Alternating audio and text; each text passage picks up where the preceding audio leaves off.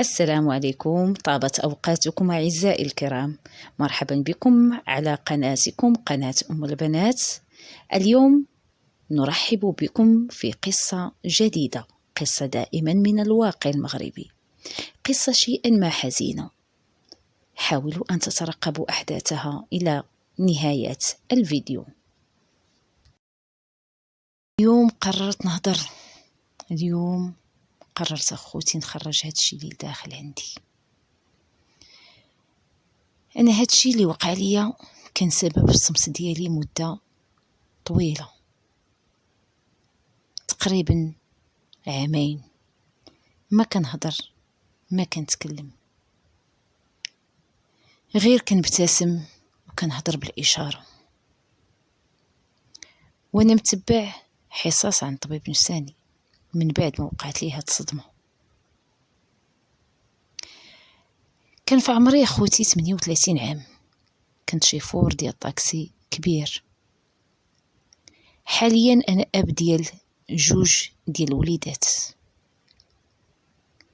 هادشي اللي غادي نعاود لكم وقع لي في العطاوية في طريق دمنات، دابا هادي 5 سنين. كنت غادي بواحد العائلة تلاقيت بها حدا المحطة الطرقية ديال ولاد زيان، طلبوني ورغبوني نوصلهم في الوقت اللي انا كنت راجع في حالي للدار. بانوا لي هاد الناس معقولين ومتقلين وكانوا مزروبين، والكيران في ديك الوقيته كاملين دايرين اضراب. ما علينا، تفاهمت معاهم على الخلاص، هزيتهم، شدينا الطريق مع ديك 9:30 الليل. غادي وانا كنهضر مع الاب ديالهم، كان جالس حدايا، والمراه ديالو وبناتو جالسين اللور. الطريق كامله وحنا كنهضروا غاديين ناشطين. واحد الوقيته وصلنا لواحد الدوار سميتو دوار ولاد صالح. قال لي السيد وقف هنا، الله يخليك، نعطي واحد الامانه للوالد ديالي كيسكن هنا، غيب الزربه، عندك واحد 4 ساعات ورجع، الله يجازيك بالخير. انا على نيتي قلت له خذ راحتك، غير ما تعطلش عليا عافاك. صافي بقيت مع مراته وبناته في الطاكسي. زدت شويه في الصوت ديال الراديو، بديت كنسمع شويه ديال القران، ومره كنشوف في الريتروفيزور كنشوف شكون جاي ورايا، وكنشوف مراته وبناته سقلو غيب نصحين من بعد ما كانوا ناشطين. قلت لهم الوالد ديالو عايش مع خوتو هنا ولا غير بوحدو؟ ما جاوبونيش. عاود تنقصت من الراديو وسولتهم، قلت لها لا واش الوالد ديالو عايش غير بوحدو هنايا؟ ولكن هاد المره تلفت عندهم ما جاوبونيش، ولقيتهم كيشوفوا فيا كاملين واحد الشوفه كتخلع، وانا ندير واحد الضحكه صفراء حيت ما فهمت والو. صافي جبت قرعه الماء وبديت كنشرب، وهي تقول لي بنتهم بابا ما غاديش يرجع، غير كتب عليك. اش نقول لكم اخوتي، ثقوا بيا فاش سمعتها والطريقه باش قالتها بديك الثقه وهي صغيره فيهم. واللي زاد خوفني هو كلشي بقى ساكت. قلت ليها كيفاش علاش، وكنضحك ديك الضحكه تاني. فاش شفت في الريتروفيزور كيبان ليا البنت الصغيره ولات هي الوسطانيه، والام في اليمين، يعني بدلوا بلايصهم، والام كتاكل في شي حاجه بواحد الطريقه مزروبه. صافي تما بديت كنتخربق وخدم ليا راسي. انا مروم الطاكسي للبيست وحاضي والظلام والخلا والقفار. بديت كندير راسي كنغني بشويه بحال ما مسوقش ليهم حتى يجيب باهم، وما بقيتش قادر نشوف ورايا بكل صراحه. شويه شفت المكانه، لقيت السيد تعطل عليا بزاف.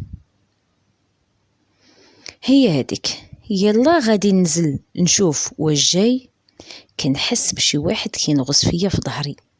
فاش تلفت وهي تدفل عليا ديك السيده في وجهي وكتغوت بالجهد، سير عطينا اتساع، اشنو بغيتي عندنا؟ عجبك الحال دابا؟ عطينا اتساع. وديك الساعة مشى لي يشوف تكون شي 50 ثانية، وجاتني بحال الدوخة فاش رجعت الوعي. حليت الباب بالجهد باش نجري عليهم كاملين نخرجهم ونهرب في حالي. فاش حليت الباب ما لقيت حتى واحد في الطاكسي. اش نقول لكم اخوتي، وربي شاهد على هاد الهضره، فشلت وطحت على ركابي وكنبكي. تلفت اخوتي.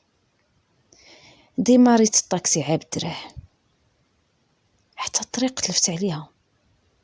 بغيت غير نهرب ديك الساعه، غير نبعد من هاد البلاصه،